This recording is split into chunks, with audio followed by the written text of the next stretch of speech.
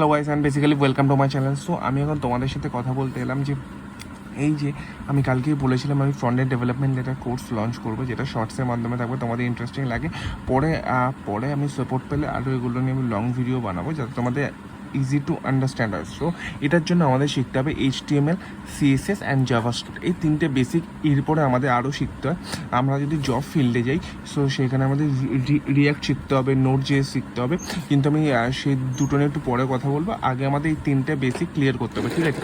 HTML basically কাজটাকে, HTML এর basically কাজটা হচ্ছে এই যে গাড়ির সবকটা বডি পার্টস জুড়ে এই যে আমরা স্ট্রাকচারটা তৈরি করলাম।